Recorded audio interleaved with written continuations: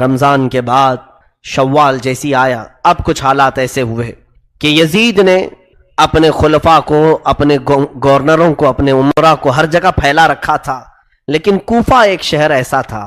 کوفہ کی تھوڑی سی تاریخ میں آپ کو بتا دوں، کوفہ یہ 16 ہجری میں حضرت عمر فاروق رضی اللہ تعالیٰ عنہ کی خلافت کے زمانے میں بسایا گیا تھا۔ شروع سے ہی یہاں پر حضرت علی کے چاہنے والوں کی کثرت تھی۔ مولا علی شیر خدا رضی اللہ تعالیٰ عنہ سے محبت کرنے والے بہت زیادہ تھے، اسی لیے حضرت علی نے بھی خلافت کو مدینے سے اٹھا کر کے کوفہ پہنچایا، اور حضرت علی کے زمانے میں دارالخلافہ، خلافت ہاؤس کوفہ میں ہی رہا۔ آپ کے انتقال کے بعد امام حسن رضی اللہ تعالیٰ عنہ بھی کافی دن کوفہ میں رہے، اور پھر آپ کو کوفہ والوں نے ہی زہر دے کر کے قتل کیا۔ حسن مجتبی رضی اللہ تعالیٰ عنہ، امام حسین کے بڑے بھائی، زہر دے کر کے ان کا قتل کیا گیا۔ امام حسن رضی اللہ تعالیٰ عنہ کے ساتھ بھی اور حضرت علی کے ساتھ بھی غلط ہوا تھا کوفہ میں، لیکن وہاں کے لوگ اب بھی اسی بات کے قائل تھے کہ ہم اہل بیت کے ساتھ ہیں، رسول اللہ کے گھر والوں کے ساتھ ہیں۔ جب کوفہ والوں کو یہ معلوم ہوا کہ یزید خلیفہ بن چکا ہے، امیر معاویہ کا انتقال ہوا، تو وہ لوگ امیر معاویہ کو بھی پسند نہیں کرتے تھے۔ اب یزید بیٹھ گیا تو اور دشمنی میں جلنے لگے، کہا کہ ہم امیہ خاندان کو ہی نہیں پسند کرتے، خلافت کے حقدار تو علی کے گھر والے ہیں، حسین ابن علی کو چاہیے کہ وہ خلافت کا اعلان کرے، اپنے خلیفہ ہونے کا اعلان کرے۔ تو کوفہ والوں میں آپس میں یہ میٹنگیں ہونے لگی، ہم تو یزید کو خلیفہ نہیں مانیں گے۔ تو ان لوگوں کا کہنا اپنی جگہ پر صحیح تھا، یزید کو کیسے خلیفہ بانے۔ اس وقت نعمان بن بشیر وہاں کے گورنر تھے، صحابی رسول ہیں۔ نعمان بن بشیر یزید کے گورنر بن کر کے تھے، تو کوفہ والوں کا ایسا سلوک تھا کہ نعمان بن بشیر کے پیچھے بھی نماز نہیں پڑھتے تھے کہ یزید کا گورنر ہے، نہ عید پڑھنے کے لیے جاتے تھے۔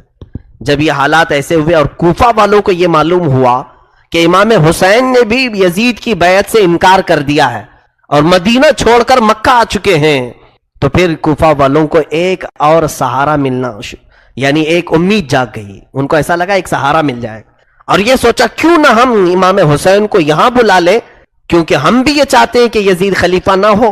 امام حسین آئیں گے تو ہم دل و جان سے ان کو خلیفہ بنائیں گے اور ان کے ہاتھ پر بیعت کریں گے۔ یہ معاملہ پیش آیا تو کوفہ والوں نے آپس میں میٹنگیں شروع کی، دن رات میٹنگ ہوتی تھی کہ حسین ابن علی کو کیسے بلایا جائے۔ بعد میں طے ہوا کہ ہم معزز لوگوں کے ذریعے سے خط بھیجتے ہیں مکہ اور امام حسین کو طلب کرتے ہیں۔ تو خط جو ہے آنے شروع ہوئے شوال میں، خط آنے شروع ہو گئے شوال میں۔ کوفہ والوں کے پہلے 3 خط آئے، اس میں لکھا گیا تھا کہ اے علی مرتضیٰ کے شہزادے، فاطمہ کے لاڈلے حسین، ہم نے سنا ہے کہ آپ نے یزید کی بیعت کا انکار کیا ہے اور آپ مکہ آ چکے ہیں، لہٰذا ہم یہ چاہتے ہیں کہ آپ کوفہ آ جائیں۔ کوفہ آپ کے والد گرامی مولا علی شیر خدا کا دارالخلافہ تھا، آپ اسی خلافت کو آگے بڑھائیں، ہم سب آپ کے ساتھ ہیں۔ ان خطوں میں لکھا ہوا تھا، اور حضرت عبداللہ بن زبیر وہاں پر تھے۔ امام حسین کو انہوں نے کہا ان خطوں پر آپ بھروسہ مت کریں۔ اسی شام کو 300 خط اور آئے، کوفہ سے 300 خط آئے مہر بند، اور معزز لوگوں کے وہاں پر مہر تھی، دستخط تھے کوفہ والوں کے۔ جب امام حسین کے پاس خطوں کا سلسلہ جاری ہوا، 300 کے بعد روایتیں ہیں 1000 کی تعداد میں خط آنے شروع ہو گئے۔ پورے کوفہ والوں کی ایک ہی بات تھی کہ حسین ہمارے پاس آ جائے، امام حسین ہمارے پاس آ جائے۔ حضرت امام حسین کو بلانے کی اور ان کو دعوت دینے کی یہ مہم بہت زور پکڑ لی، طول پکڑ لی۔ اس کے بعد امام حسین نے اپنے گھر والوں سے مشورہ کیا، کیا ہم مکہ میں ہی پوری زندگی کاٹ دیں یا پھر کوفہ جائیں؟ کوفہ جا کر کے ہم دیکھتے ہیں۔ تو سارے لوگوں نے کہا کہ کوفہ نہ جائیں۔ وہ لوگوں نے حضرت علی کے ساتھ بھی اچھا معاملہ نہیں کیا، امام حسن کے ساتھ بھی اچھا معاملہ نہیں کیا۔ امام حسین پھر خاموش ہوئے۔ اب یہاں پر ذی القعدہ کا مہینہ شروع ہو چکا تھا، پھر خطوط اتنے آئے کہ کوفہ والوں نے ایسا خط لکھا، دیکھیں اب امام حسین کو جانا ضروری ہو گیا تھا۔ کیوں؟ انہوں نے لکھا تھا کہ اے حسین ابن علی، امام علی مقام، قیامت کے دن اگر اللہ تعالی ہم سے سوال کرے کہ تم نے یزید جیسے فاسق و فاجر کو امام کیوں بنایا، کیوں اس کے ہاتھ میں بیعت کی، تو آپ سن لے، ہم اللہ کی بارگاہ میں یہ کہیں گے ہم نے تو تیرے رسول کے شہزادے کو بلایا تھا، انہوں نے اپنا ہاتھ ہمیں نہیں دیا، اس لیے ہم نے یزید کے ہاتھ میں ہاتھ دیا۔ یہ بلیک میل کرنے کا طریقہ ہے، اس طور پر ایموشنل کرنے کا طریقہ ہے۔ تو انہوں نے جب یہ کہا تو یہ حجت ہو گئی امام حسین پر۔ حضرت امام حسین نے کہا میرے اوپر اب جانا واجب ہو گیا ہے، کیونکہ ظاہر سی بات ہے کوفہ والے ایک ظالم و جابر کے خلاف کھڑے ہیں، تو جو سمجھتا ہے کہ ظالم کے ہاتھ میں ہاتھ نہیں دینا چاہیے، اسے چاہیے کہ وہ اپنا ہاتھ ان کے سامنے بڑھائے۔ ظاہر سی بات ہے اصول اور طریقہ یہی ہے کہ اگر کوئی گندے پانی کا گلاس لے کر پکڑا اور پی رہا ہے تو آپ کا فرض بنتا ہے آپ اس کو روکیں، آپ اس کو روکیں۔ لیکن روکنے کا طریقہ کیا ہے؟ آپ ایک اچھے پانی کا گلاس اس کو دیں اور وہ پانی پھینکنے کا حکم دیں، وہ پھینک دے گا اور آپ کے پاس کا اچھا پانی پی لے گا۔ اور اگر آپ اچھا پانی بھی نہیں دے رہے اور اس کو برائی سے روک بھی رہے ہیں، برے پانی سے، وہ پیاسا ہے پی لے گا۔ یہ اصول ہے، یہ دستور ہے۔ حسین اعظم رضی اللہ تعالیٰ عنہ جب یزید کی بیعت کا انکار کر چکے تھے تو ظاہر سی بات ہے اچھا خلیفہ بھی دینا آپ کی ذمہ داری ہو گئی تھی، اور اس کے سب سے زیادہ حقدار امام حسین تھے۔ حضرت حسین رضی اللہ تعالیٰ عنہ نے جب یہ کہا مجھ پر جانا واجب ہے، تو بعض معزز صحابہ مکہ کے انہوں نے مشورہ کیا کہ پہلے آپ اپنے خاندان میں سے کسی بھروسے مند معتمد آدمی کو کوفہ بھیجیں، اگر وہ وہاں کے حالات لکھ کر آپ کے پاس بھیج دے آپ کوفہ چلے جائیں۔ تب میرے آقا امام علی مقام حسین اعظم رضی اللہ تعالیٰ عنہ نے اپنے خاندان میں حضرت امام مسلم بن عقیل، اپنے چچا کے بیٹے، حضرت علی کے بھائی تھے عقیل، سگے بھائی تھے، ان کے بیٹے امام مسلم، یعنی امام مسلم امام حسین کے چچیرے بھائی تھے، چچیرے بھائی، امام مسلم کو بلایا، کہا کہ میرے بھائی میں چاہتا ہوں کہ آپ کوفہ جائیں اور وہاں کے حالات دیکھ کر کے مجھے لکھ بھیجو، جیسے حالات ہوں گے میں سفر کروں گا۔ امام مسلم بن عقیل نے کہا ٹھیک ہے حضور، آپ کا حکم جیسا ہوگا میں چلتا ہوں۔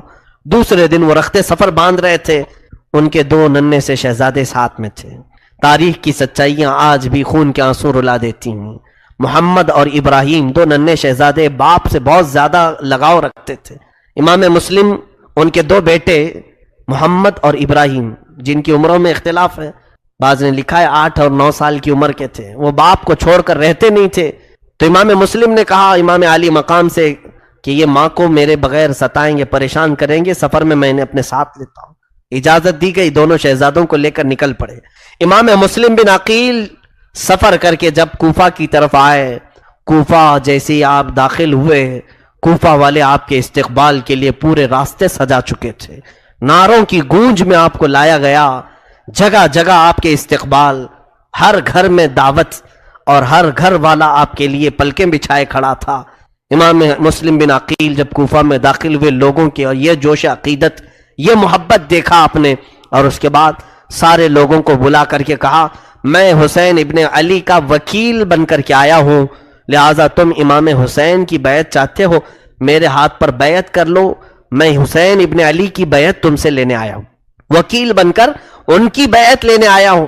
تو اس وقت کوفی لوگوں میں سے 12,000 لوگوں نے آپ کے ہاتھ پر بیعت کی، 12,000 لوگ بیعت کیے۔ یہ محبان اہل بیت کہلائے۔ حضور صلی اللہ علیہ وسلم کے گھر والوں سے محبت کا انہوں نے ایک عملی نمونہ پیش کیا۔ حضرت امام مسلم بن عقیل نے دیکھا حالات بہت اچھے ہیں، حتیٰ کہ وہاں کے گورنر جو نعمان بن بشیر تھے، انہوں نے بھی حضرت امام مسلم بن عقیل کے ساتھ کوئی غلط معاملہ نہیں کیا، کوئی برا برتاؤ نہیں کیا، کیونکہ وہ صحابی رسول تھے۔ اگرچہ یزید نے ان کو گورنر بنایا تھا، لیکن انہیں معلوم تھا کہ رسول اللہ کے گھر والے ہیں۔ انہوں نے حضرت امام مسلم بن عقیل کو بلا کر کے کہا اے امام مسلم بن عقیل، یزید کو اگر یہ حالات کی خبر ہوگی تو وہ سختی کرے گا، وہ اپنی فوج کے ذریعے سے ظلم کر سکتا ہے، لہٰذا آپ مصلحت کا کوئی راستہ دیکھیں۔ تو اس دربار میں ایک شخص بیٹھا تھا جو یزید کا ہم نوا تھا، یزید کا خبری تھا، جاسوس تھا۔ اس نے نعمان بن بشیر کے خلاف یزید کو خط لکھا، کہا تمہارا گورنر نااہل ہے، یہاں حسین کی طرف سے وکیل بن کر کے مسلم بن عقیل آئے ہیں، پورے کوفہ کا ماحول تمہارے خلاف گرم ہو چکا ہے، سارے لوگوں نے حسین کی بیعت کر لی۔ یہ خط یزید کے ہاں پہنچا۔ ادھر امام مسلم بن عقیل نے حالات دیکھے، بہت اچھے تھے، گھر گھر میں اہل بیت کے چرچے تھے۔ امام مسلم بن عقیل نے اسی دن خط لکھا مکہ اور روانہ کر دیا۔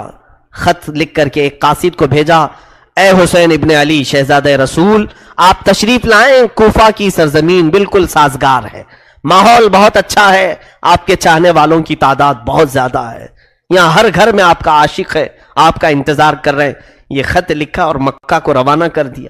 دوسرے ہی دن ادھر یزید نے اپنی میٹنگ بلائی اور کہا کوفہ کا ماحول ہمارے خلاف ہو چکا ہے، کوفہ میں حسین کی بیعت چل رہی ہے، کوفہ میں مسلم بن عقیل آ کر کے حسین کا وکیل بن کر کے بیعت لے رہا ہے۔ اس خبر کے بعد اس نے پوچھا کہ کیا کرنا چاہیے۔ وہاں بیٹھے ہوئے لوگوں نے مشورہ دے کر کے کہا وہاں کے گورنر نعمان بن بشیر کو ہٹاؤ اور کسی سخت قسم کے گورنر کو نافذ کرو۔ تو لوگوں نے مشورتاً کئی نام پیش کیے، اس میں ایک نام آیا عبید اللہ بن زیاد کا، جس کو ابن زیاد کہہ رہے ہیں۔ یہ بصرہ کا گورنر تھا۔ اس کے متعلق لوگوں کا خیال یہ تھا کہ اتنا سخت دل تھا، یہ کسی کی رعایت نہیں کرتا تھا، اور ایک طوائف کا بیٹا تھا۔ یہ اور بات ہے کہ اسلام لایا، بعد میں اسلام میں آیا، لیکن دل کی سختی ویسی تھی۔ ایک بات یاد رکھے، میں نے کافی دن قبل یہ بات عرض کی تھی، حلالی اور حرامی ہونے کا ثبوت اسی سے ملتا ہے۔ جو بزرگوں کے متعلق ادب کا لہجہ رکھتا ہے اس کے حلال ہونے کا ثبوت ہے، اور جو بزرگوں کے خلاف بکتا ہے یا بے ادبی کا اظہار کرتا ہے اس کے نطفے میں شک ہوتا ہے، وہ صحیح طریقے سے دنیا میں نہیں آیا۔ بہرحال عبید اللہ بن زیاد سخت قسم کا گورنر تھا۔ یزید نے اسے پیغام بھیجا کہ تو بصرہ چھوڑ اور کوفہ کی گورنری لے، نعمان بن بشیر کو معزول کر اور تو وہاں کی گورنری کو سنبھال، اور مسلم بن عقیل کے ہاتھ میں جتنوں نے بیعت کیا اس ماحول کو پورا بدل ڈال، میری بیعت لے لے سب کے ساتھ۔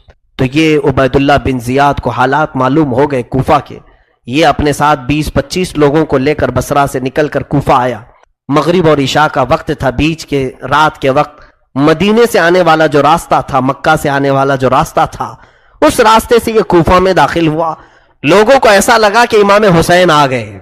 امام حسین آنے والے تھے کیونکہ خط بھی جا چکا تھا، امام مسلم بن عقیل نے بلا بھی لیا تھا امام حسین کو، تو لوگوں کو لگا کہ امام حسین آ گئے، اور یہ حجازی لباس بھی پہن کر کے عبید اللہ بن زیاد مکار، دھوکہ دینے کے لیے، اس لیے کہ اگر یہ کھلے عام آتا تو اس کو پکڑ کے مارتے، لوگ داخل ہونے نہیں دیتے کوفہ میں۔ پورے کوفہ والے اس وقت امام حسین کی محبت میں تھے، تو یہ اس طرح جھوٹ کے راستے سے داخل ہوا اور سیدھے گورنر ہاؤس میں داخل ہوا۔ اندر جا کر کے لوگوں کی بھیڑ تھی، یہ چہرے پر نقاب ڈالے ہوئے چلا جا رہا تھا، اونٹ پر بیٹھا تھا، لوگ نعرے لگا رہے تھے امام حسین ابن علی کے، لیکن یہ مردود کسی کو جواب نہیں دیتا تھا۔ بھیڑ بہت اکٹھا ہو گئی، گورنر ہاؤس میں اندر داخل ہو کر چھت پر کھڑا ہوا اور اس نے اعلان کیا، اے لوگوں، میں حسین نہیں ہوں، میں امیر عبید اللہ بن زیاد یزید کا گورنر بن کر کے آیا ہوں، اور تمہارا پرانا جو گورنر تھا نعمان بن بشیر، اسے معزول کیا جاتا ہے۔ اتنا سننے کے بعد لوگ بپھر گئے، مایوس ہو گئے کہ اب گورنر بھی بدلا ہے، کچھ تو نیت خراب ہے، اور اس کی سختیاں لوگوں کو معلوم تھی۔ یہ جبر کرتا تھا، ظلم کرتا تھا، کسی کو اپنے سامنے کوئی رعایت نہیں دیتا تھا۔ تو عبید اللہ بن زیاد نے سب سے پہلے کیا کیا، اس نے دیکھا کہ کوفہ میں جو کسی خاندان کا سردار تھا، قبیلے کا بڑا آدمی تھا، دوسرے دن سب کو بلایا اور بلا کر کے ایک بہت زوردار تقریر کیا، خبردار جتنے لوگوں نے مسلم بن عقیل کے ہاتھ میں بیعت کی سب توڑ دو، میں یزید کی طرف سے گورنر بن کر کے آیا ہوں، اور اگر تم نے ایسا نہیں کیا تو تمہارے ساتھ میری تلوار کا مقابلہ ہوگا۔ سبوں نے جواب دیا کہ اے ابن زیاد، اگر تو نے تلوار اٹھانے کی غلطی کی تو پھر ہماری تلواریں بھی تیرا مقابلہ کریں گی۔ اس کے ساتھ بہت بحث ہوئی، اس نے اتنے جتنے لوگ وہاں آئے تھے ان کو اپنے فوجیوں کے ذریعے سے گرفتار کر لیا اور گورنر ہاؤس میں بند کر دیا۔ حضرت مسلم بن عقیل رضی اللہ تعالیٰ، مختار بن عبید ان کے گھر میں قیام پذیر تھے، اور ان کے بعد پھر حضرت ہانی بن عروہ ایک صحابی تھے، ان کے گھر میں آپ قیام کر رہے تھے۔ ہانی بن عروہ ایک بڑی عمر کے معزز خاندان سے تعلق رکھنے والے بنی مزعج قبیلے کے شخص تھے، سردار تھے۔ ہانی بن عروہ نے کسی کو نہیں بتایا کہ امام مسلم بن عقیل وہاں ہیں۔ امام مسلم کے ساتھ اب حالات کیا ہوئے دیکھیے۔ دوسرے دن امام مسلم بن عقیل نے پورے کوفہ والوں کو آواز دی، کہا کہ اے کوفہ والوں، چلو اور گورنر ہاؤس کا گھیراؤ کرتے ہیں۔ اس وقت آپ کی آواز پر 30,000 لوگ جمع ہوئے، اور عبید اللہ بن زیاد گورنر ہاؤس میں ہے، پورا گورنر ہاؤس گھیراؤ کیا۔ امام مسلم بن عقیل اگر صرف ایک اعلان کرتے تو اینٹ سے اینٹ بجا دیتے، اسی دن اس کا خاتمہ ہوتا، لیکن یہ اہل بیت کا گھرانہ ہے، خون پسند نہیں کرتے، اور خاص طور پر مسلمانوں میں کیسے پسند کریں۔ امام مسلم بن عقیل نے سوچا کہ بات چیت سے معاملہ حل کروں۔ عبید اللہ بن زیاد کو پکارا اور کہا کہ اگر تو کوفہ والوں کے ساتھ سختی کرے گا تو ہم تیرے ساتھ سختی کریں گے۔ اس نے ماحول کو گرم دیکھ کر کے کیا کیا، جتنے وہ سرداروں کو نظر بند کر کے رکھا تھا ان کو گورنر ہاؤس میں پھر سے طلب کیا اور کہا جتنے تمہارے خاندان والے گھروں والے یہ آئے ہیں مسلم بن عقیل کے ساتھ، چھت پر چڑھ کر کے انہیں اعلان کر دو کہ سب مسلم کی سے الگ ہو جائیں، نہیں تو پھر تمہارے خاندانوں کو بھی میں تباہ کر دوں گا اور تمہاری گردنوں کو بھی صحیح نہیں چھوڑوں گا۔ ان پر یہ بات اثر کر گئی، وہ سب کھڑے ہوئے، ان کے خاندانوں والے بہت سارے تھے مسلم بن عقیل کے ساتھ، تو سبوں نے چھت پر کھڑے ہو کر کے کہا کہ اے لوگو، اگر ہماری جان کی امان چاہتے ہو تو چھوڑ کے ہٹ جاؤ، امام مسلم بن عقیل کے سے ہٹ جاؤ، یہ عبید اللہ بن زیاد اور یزید بہت سخت ہیں، تمہیں بھی مار ڈالیں گے، ہمیں بھی مار ڈالیں گے۔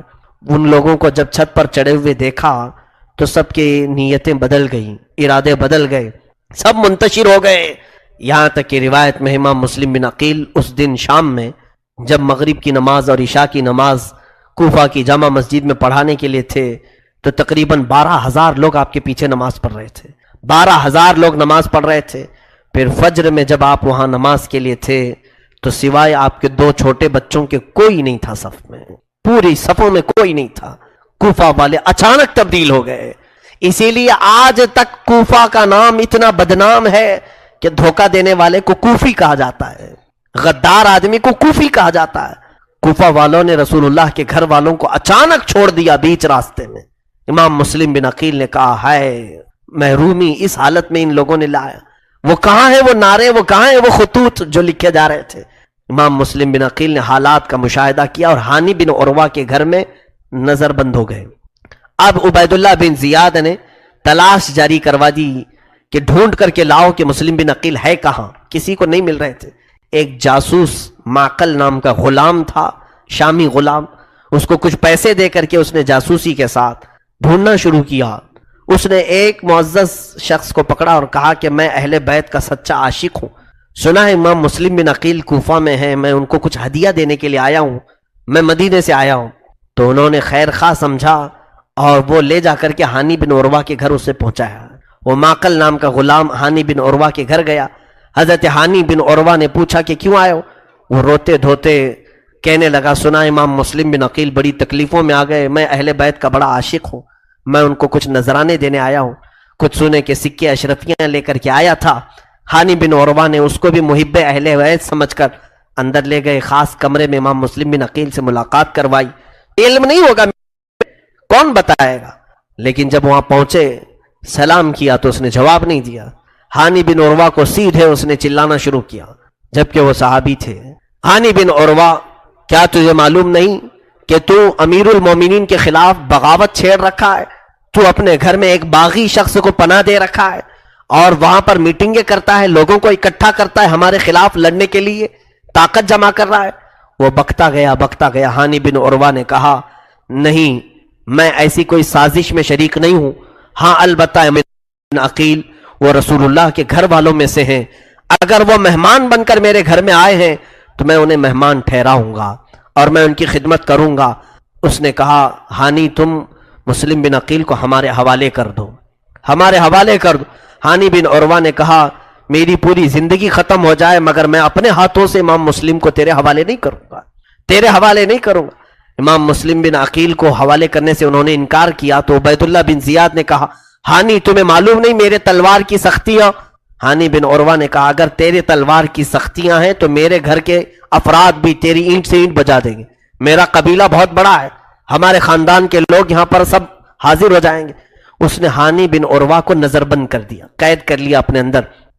ان کے چہرے پر چھڑی سے اتنا مارا گیا تھا کہ زخمی ہو چکے تھے، پورے لہو لہان ہو گئے تھے، ان کی عمر تقریباً 80 سال کی تھی، اتنا زخمی کر کے انہیں نظر بند کر دیا۔ دوسرے دن کوفہ میں یہ بات مشہور ہو گئی کہ ہانی بن عروہ کو قتل کر دیا گیا ہے۔ ان کا جو بڑا خاندان تھا وہ سب جمع ہو گئے، گورنر ہاؤس پر آ کر کے انہوں نے حملہ کیا، کہا ہانی بن عروہ ہمیں چاہیے۔ عبید اللہ بن زیاد نے پھر مکاری کی، قاضی شریح جو اس وقت کے مشہور قاضی تھے ان کو بلایا اور کہا کہ ان لوگوں کو گواہی دو۔ قاضی کی گواہی سارے لوگ مانتے تھے، قاضی کہہ دے چاند ہے تو چاند ہے، قاضی کہے عید ہے تو عید ہے۔ کہا کہ تم سب کو کہہ دو کہ ہانی بن عروہ زندہ ہیں اور قتل نہیں ہوا ہے، ان لوگوں کو منتشر کر دو۔ قاضی شریح حضرت ہانی بن عروہ کو دیکھنے کے لیے آئے، ان کی حالت بہت گمبھیر تھی۔ وہ آ کر کے باہر قاضی شریح نے اعلان کیا، ان کے دل میں نہیں تھا لیکن عبید اللہ بن زیاد کی سختیاں ایسی تھی کہ ان کے خاندان والوں سے کہا کہ ہانی بن عروہ محفوظ ہے، قتل نہیں ہوئے۔ قاضی کی گواہی سن کر کے سب منتشر ہو گئے، چلے گئے۔ کسی مصلحت کی بنا پر عبید اللہ بن زیاد نے ان کو گورنر ہاؤس میں رکھا ہے، یہ دھوکہ دیا گیا۔ اب ہوا یہ، امام مسلم بن عقیل کو جب خبر ہوئی کہ ہانی بن عروہ کو اس نے گرفتار کیا ہے اور حالات بہت خراب ہوتے جا رہے ہیں، دوسرے ہی دن اس نے اپنے مکر کو ایسا کیا کہ وہ قبیلہ بنی مزعج کے لوگ سب منتشر ہوئے، تو تقریباً کوفہ کے بڑے خاندانوں کے بڑے 12 لوگوں کی گردنیں کاٹ کر ان کے گھروں کے پاس پھینک دیا۔ پورا کوفہ سہم گیا، ڈر گیا، بڑے بڑے لوگوں کی گردنیں پڑی ہوئی ہیں نالیوں میں، گٹروں میں۔ خوف کا ماحول قائم کیا، یہ ڈر کا ماحول قائم کیا، سب گھروں میں دبک گئے، گھروں کے دروازے بند تھے، مارکیٹ بند تھی، چکے تھے، بند کر دے کہیں یہ ہمارے گھر میں آئے تو آفت نہ آ جائے۔